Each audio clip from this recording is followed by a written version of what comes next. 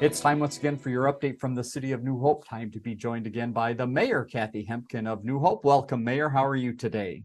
Hi, Dave. Sitting in this field of daisies, I knew spring would come sooner or later. Yes, it I has hit, and think we're it's going to here. mention a lot of springtime things as we go through the update today, but definitely nice to have the warmer weather outside. First item we have today to touch on is a reminder for people's calendars. What's coming up this week as part of the city council meeting? Is it part of a council meeting or a separate meeting, the Board of It's Appeal and Equalization?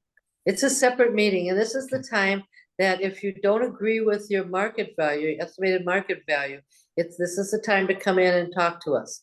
Now, before you do that, though, you should be calling the assessor's office, and that number's on the screen. So call them first. What they'll do is come and look at the property, and that has to be done before the 13th. So if you have a question about that, call that assessor's office. Just to mention to people that on average, houses in New Hope went up 37%. So that's a big jump, and you're not the only one. They're not all exactly 31 to 37%, but you're not the only one whose house price went up. All right, call that number on the screen again, 763-531-5108, and you can get more information there. Scattered site housing projects. Let's give residents an update of what's happening in that area. First is 3611 Louisiana. How are things progressing there? Well, last week I told you that they weren't going to be able to do the fire and rescue training. Well, they are going to be able to do that. They're going to push out that demolition and the deconstruction another week, letting the fire department come in on Monday and Thursday of this week to just do some training. So that's really a bonus for us.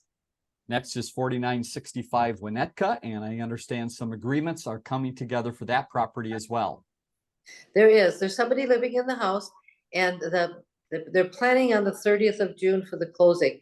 But in the event that they get out of the house sooner and want to close sooner, we might be able to do that. So once that happens, then we'll send out the contract for demolition, like we always do. So you should see some action on that about the middle of June, end of June, early summer. Okay, and last one is 5802 Boone. We've been talking and keeping people up to date on this property. What is the latest this week? Oh gosh, that one's been going on forever. So we're closing on that on the 13th. On the 14th, they'll go in and look for hazardous materials and make sure they get that out. And along with that, the forester, Sean Markham, will come and look at the tree situation and see what trees need to come out so they can do the demolition. And then we'll go out on a demolition contract. They'll tear that down, and then we'll sell that lot. So again, you should see some action coming on that within the next couple months. Very good. Business Networking Group. We have talked about the name possibly changing, and it has happened. We have a new name and a new makeup of the group. Give us more information. Well, because Crystal got rid of their business networking group, we've decided that they're going to just be part of us. So now they'll be the New Hope Crystal Business Networking Group. And we had a really large turnout last week. Elevate Hennepin came in, and that should be on your screen. Elevate Hennepin. If you go online and look at that, what they are is they're a free service for new businesses or businesses that people that want to get started on a business, to help them do a business plan. They've got some resources for some money. They don't actually have money, but they can tell you where to get maybe a loan for that if you've got a good plan. So if you are a new business, that's the place to go. Elevate Hennepin. Very good. And they've got meetings coming up May, June, July, and looking for some possible topics and places for those meetings. So you can contact the city, newhopemn.gov, to find out more about that. Business use certificate of occupancy. You just wanted to make a quick reminder again to business people in the city that this is an important part of the process. If you're a business, any business that you're doing, you need to have a business use certificate. And the reason for that is we keep a running list of all the businesses in New Hope, so that when people move in, they can get a hold of that list. They can go online to see that list, see what services are there. So if you're a new business in New Hope and you haven't applied for that, it's just a matter of calling City Hall and applying for that business use certificate. Well, here's another department in the city that's been very busy: building permits and inspections. You've got some numbers to pass along of amazing past month of work. This is not a big department. Right. This is amazing. We've got 21,000 people. So in the month of March, they had 172 building and point of sale inspections. Or permits, I'm sorry, permits, Okay. and 461 inspections. And that was the rental inspections and code enforcement. So these guys are really busy trying to enforce our codes and giving people permits when they need them. That is an amazing number. One quick mention in the police department area, and that is the numbers on sworn officers. There's been a lot in the news about this for departments around the metro and state, and you've got some information to pass along about New Hope that you're very proud of. Very proud of. I'm just bragging at this point. We are the only metro city who has a full contingency of sworn officers. We are really proud of that. Our officers seem like they come and they don't go away. They just stay, and we want them to stay. So we're very proud of the fact that we've got a good full force police department. Rightly so. Let's move ahead to Public Works and talk about a few things. Again, signs of spring happening. One of those is street sweeping. So the sweepers are out and getting rid of all that gunk that's on the streets. These are our silent angels that are out there keeping everything nice and neat. So they started the street sweeping this week. I also want to mention that last snowfall we had just raised havoc with our equipment. It was like plowing cement. So what happened is a lot of the equipment broke or bolts seared off. So they're busy now fixing all that equipment. Hopefully that won't snow again. Yes. But these guys, not only were they trying to plow it, they would have to remove it because there was no place to put it. So bless their hearts for doing that. So in the meantime, when they're not doing that, they're taking down trees in the parks, not boulevards, where it's small enough where the city can take that down. They've quit the tree removal at the golf course because they need to be getting that ready. And those are the ash trees that, again, are the big issue that we're having related to the trees. The other thing that they're busy on, I understand, is potholes. Remind us what we need to do if we see some potholes out there. Okay, so there's a phone number, 763-592-6777. And if you have a pothole in front of your house, please call and report it. Because we don't just drive around up and down the streets. We're busy trying to fix the ones we know about. So call and report it and we'll get it fixed. And I've been told that the way to keep your car from getting damaged from the potholes is to slow down. Just don't be racing over them because that's really hard on your car.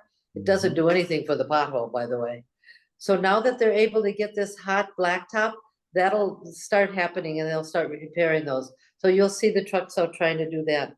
All right, then a website for you to go into if you do have those potholes that you see, newhopemn.gov/report an issue. You can put that in there and get that information passed along. The other thing that happens this spring is we see the lawns start to appear, and along the street area, there might be some damage to the lawns. What do residents do if they see something that might be in that easement area? So, you know, our easement is 15 feet back from the curb, and that property actually belongs to the city. And so if we damage that property, or if we damage property on your lawn from a snowplow, I can't imagine that we would have damaged it that far back. But if we do, you need to call, or you can go online. If you go, you call that same number, that's 6777. Or if you go online, report an issue, report that there was some damage, and they'll come out and fix that. Now, if you happen to have planted flowers or hostas, or you have brickwork out there or bushes, they won't replace any of that. They're just replacing the turf. So they'll come out and they'll fix that turf. But if you planted something there, I think that's up to you to fix it. We have 3 public works projects to give you updates on that are happening around the city. The first is Meadow Lake. What can you tell us about the Meadow Lake management plan and what they're looking to do still this spring and summer? Well, there's a couple things on that. You know, they did that drawdown. They killed all the little fishies that they didn't know what to do with. They tell me that they only have evidence of 1 turtle that died, and it was a bigger turtle. I think it just got big and died. So they're doing an alum treatment. What they do is they put a boat out on the lake and they spray the water. This is to kind of keep that curly leaf weed down in the lake. So they do this when there's I gotta read this because this is a mouthful. They use this in impaired water bodies that have a high internal phosphorus loading issue. Boy, that's a mouthful. So hopefully this alum treatment will help keep that green mucky stuff off the pond. The experts know exactly what that means and what they're talking about. Let's move to the streets a little bit and talk about some of the infrastructure. There's some areas in the city that are going to get some attention this year. There are. Mostly they're going to be down around Sonneson, east of Boone. And you'll get a letter in the mail that tells you what's happening and where it's happening. But I'd just like to give people kind of a heads up. There's also some stuff going on in the Elm Grove area over right off of Bass Lake Road, and then 61st and Sumter, there'll be a little work done. So you'll get something in the mail. They'll have a walk around looking at what's there. And if you see a couple of people from the city walking around, go out and talk to them and they'll tell you what's going on. But otherwise you'll get a letter telling you. Well, as we're recording this today on April 10th, this is the day we've been telling you about, that things are going to change around 169 and 42nd or Rockford Road. And Mayor, it is changing, and you've got some advice for people as they maneuver not only this week, but throughout the summer. Yeah. So right now, as of now, you cannot get onto 169 off of 42nd. So you can't get on or off. All of those ramps are closed. And they'll stay closed until probably November of 2023. Now, starting on the 14th, that's Friday at 10 o'clock at night, and going till the 17th, that's a Monday, 5 a.m., you will not be able to use 169 from 55, Highway 55 to I-94. That'll all be closed because they're actually going to take the bridge down. And they just can't have any traffic there at all. Mm-hmm. So once that bridge is down, that's all cleaned up, I think that'll open back up at 5 o'clock in the morning on the 17th. So you'll be able to go up and down 169. But remember, you can't get on or off at 42nd. Mm-hmm. Okay. So that'll just be entirely closed. So move over, use Boone if you're in New Hope or Winnetka, but something else, just not 169.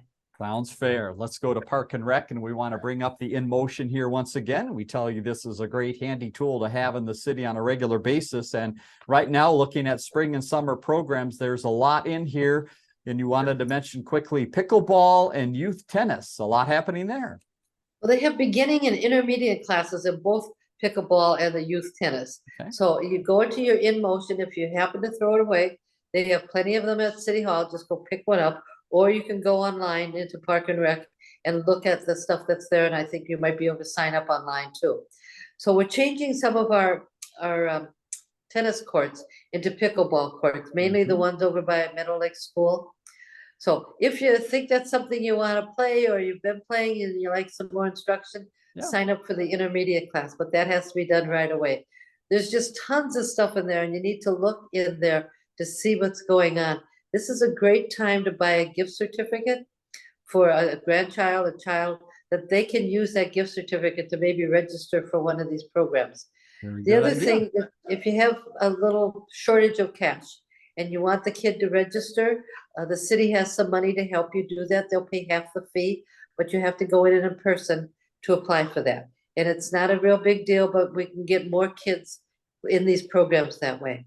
All right, so In Motion, lots of activities in there. And also we wanted to mention a little bit about softball. It is coming up, the softball season. You've got lots of teams, both men's and women's, interested to play in New Hope. Well, this is exciting. Well, they're now scheduling all the men's teams, and there's a lot of them. But the women's teams are coming back. We had 11 last year. I don't know what we've got this year, but they're trying to fit those into the schedule of playing. So our ball fields are pretty busy all through the summer, and that's an exciting part of it. But it's really exciting to have that women's league back again. That is great. All right, we mentioned Emerald Ash Borer a little bit earlier in the parks and some of the work that Public Works is doing, but now take us to the streets and the neighborhoods. What's happening there? What can residents do and expect if they might have some ash trees? Well, Sean Markham has got his little can of orange paint. He's putting a big orange dot on those trees that are coming down. If you think you have an emerald ash tree that needs to come down and it's on the boulevard, you can call that number, that 6777 number, and tell Mark or Sean Markham that you think it has to come down, and he'll look at it. Okay. So they'll continue. The ones that are small enough, the city's going to take down. The bigger ones are going to have to call a contractor to do that, but they'll all come down. And if you've got a tree that's on the boulevard, you'll get a list of possible trees to replace that. Now, if you go online, you'll look at the list of possible trees, and they're asking people to please choose a tree that's not real common, because we don't want this happen with the the elms. This happens again with the emerald ash borer. So we don't want all the trees in the city to be the same kind of trees, because then we lose them all at once. So look at that list. There's a ginkgo tree on the list. That's kind of a fun little tree. So look at the list and see what there is, and see if you can pick out something. And of course, you know, they can't plant in the summer. So they're busy right now taking them down. You pick out that tree, you may not get that tree planted until fall, but at least you'll get a tree sooner or later. But there's a lot of trees to be planted right now. All right, a couple other items in Park and Rec. Let's talk about some of the popular facilities in town. The first is the golf course. What is the word? Are we going to open up next week? Well, I moseyed over there to talk to Ricky, the new director of the golf course, and Mark, and they both assured me that they were going to open on the 17th. Good. However, you know, if it rains too hard, the snow is melting quickly, the water's turning back into water instead of ice. The greens are getting dry, so they're good, but it's the fairways. I'm sure they won't allow carts out there yet because it's just too wet for the carts. So you'll have to be walking, and make sure you're wearing boots or shoes that you don't mind getting wet, because it's going to be a little damp out there. But I'm planning to play on the 18th. All right, So good for you. we'll You can give us the update in a few weeks. I can. I'm warning people, though, if they're planning to play, they need to call first to make sure that they can get on, and that for the other reason, make sure there's a tee time for them to get on. Makes sense. Leagues will start on next Monday. Yep, a lot of people itching to get out there and play a little golf. Let's talk about the ice arena. We've got one rink with lots of activity on the ice, and another one, lots of activity under the ice. Tell us what's happening there. Well, on the ice, that would be the North Sheet. The Minnesota All-Star Hockey, they call them MASH, the MASH team. They're playing their league over there on the north side. On the south side, they took that all out. They scraped it down to the sand, put in new piping, put the sand back on, put the barriers on, put all this stuff on. So they should be pouring cement soon. And so that's kind of an interesting process to watch them do that. But once that's poured, of course, it comes in stages. That'll take a while to cure. That rink isn't going to be open until maybe fall. And speaking of fall, it's hard to believe, but you have an update that they're already booking times for fall and even next winter? Well, I read this and I got scared. So they're booking the fall and winter ice time now. It isn't even spring yet. Well, they tell me they have to book it way in advance because there's so many people that want to use the ice. So they book that way in advance. But I said, I don't even want to talk about it. No, let's skip that now. How about the pool? Let's talk about the aquatic park a little bit. That's where some activity is happening. What are we looking at as far as people to work at the pool and some of the new features of activities people can get involved in? This is exciting. 70 of our part-time workers are coming back this year. That's amazing. We had 90. So to get 70 of them back is really a big deal.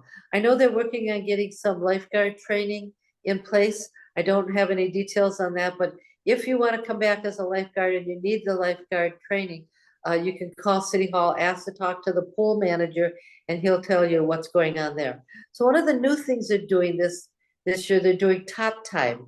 So twice a month, starting in June, July, and August, I believe it is. On Saturdays from 9:45 to 10:45, you can bring your 0 to 5-year-olds to play in the shallow water pool. They have to wear swim diapers, but they can play in that. It's $4 a child. Parents can play in the water for free with the child.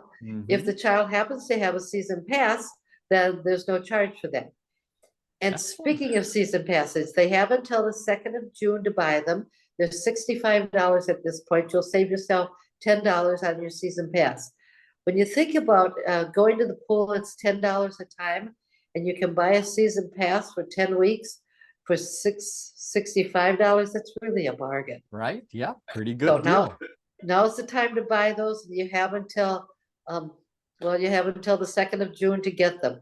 So the pool will be open on the 3rd and 4th that weekend. Basically, what they're doing that weekend is making sure everything's working fine, but the pool will be open. And then they'll close for that week, for a couple of reasons. They got to get the kids out of school so they can get their workers, and the other reason, they got to make sure everything's running just fine. So Then come the 8th of April, I'm sorry, the 8th of June, the pool will open officially until the 10th of 20th of August. Okay, very good. It's almost here. Yes. We're getting there. Something to look forward to. Let's talk a little bit finance for just a moment and human resources. First, in finance area, the audit is coming up. Remind us again what that process is for the city. The cities always have an audit every year, and these guys come in, they're MMKR, and they come in and they audit all our books, make sure we're recording things the way we should and transferring funds in the proper way. Well, we have a group called Abdo. They're an accounting firm, and they do all of that stuff and they make sure that we're doing it properly. But then the auditors come in and they double check. So every year we pass with flying colors on that. And once in a while, there's a minor thing that needs to be corrected, and we do that right away. So we're anticipating another clean audit like we always have. But it's nice to know that somebody's double checking that everything's just fine. Very true. Couple staffing updates to give you in human resources. First, applicants for the administrative specialist position. Sounds like you have a few internal candidates. We do. When we post a job, first we post it internally. And if we have 2 internal candidates that are okay to do this, then we will hire from within. If we don't, then we go outside. Well, this position, we did get 2 internal candidates, so we'll hire one of them for that position. And then wherever they're leaving from, we'll have to post for that and do the same thing. The other thing in human resource, Sean Markham, our forester, is getting Employee of the Quarter this year. Great.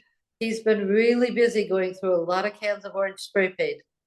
And he's going to paint those, and now he's coordinating not only the flower pots on 42nd, but he's coordinating the emerald ash borer takedown and the painting of the trees. So he's been a busy camper.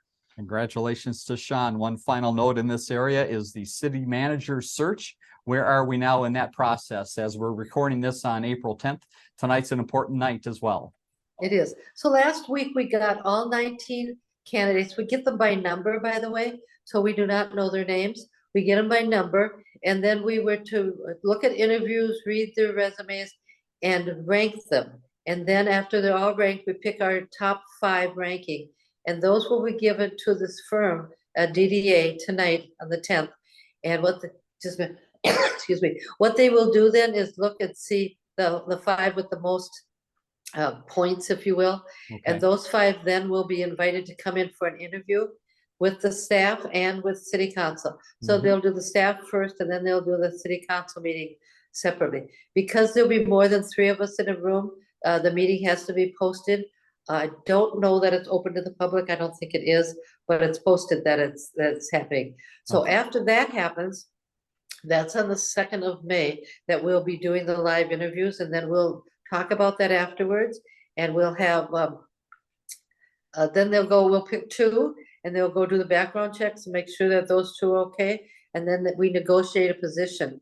Well, the reason we have 2 is because when we're negotiating with the top one and they happen to say no, or we can't come to terms, it's always nice to have that second one just in case. Right. So we should have a new city manager identified by 2nd, 3rd of May. Okay. And then hopefully maybe start the 1st of June. And our interim city manager, our police chief, is going to stay around and help train that city manager. But we also have great directors. So between our directors and the current city manager, we'll get him or her well-trained and into the position. So we'll have somebody new June 1st. All right. We'll keep residents up to date on that process. A couple final notes to pass along. City's website, you see it at the bottom of the screen, newhopemn.gov. Always a great place to go for information. You have something there called the Fix-It Clinic. What is a Fix-It Clinic, and how can it help me out? Well, I always go onto the website and see what's going on. So I found this thing. You can bring in your broken toaster or electric knife, and they will show you how to fix it. You're going to fix it yourself, but they'll have soldering irons there, and they'll have screws and bolts and things.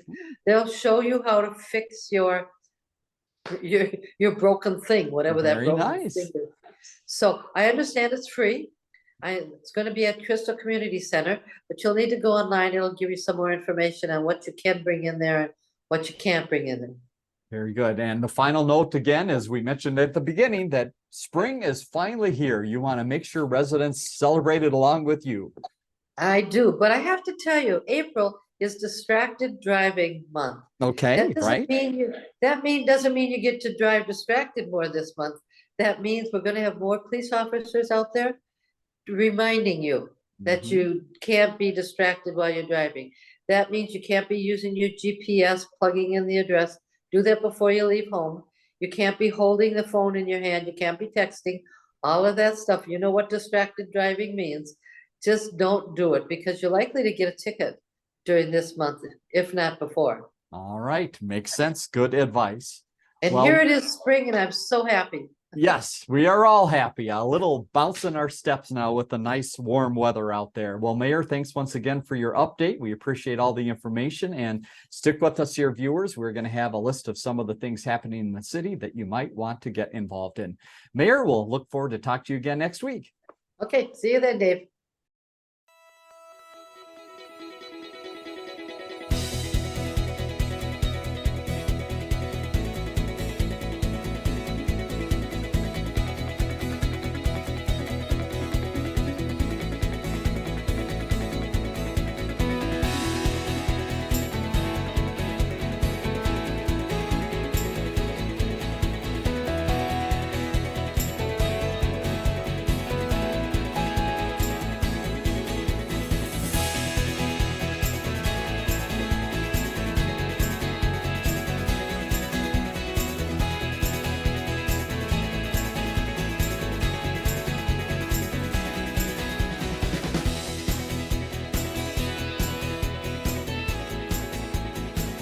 Learn more about the connection at ccxmedia.org and follow us on social media.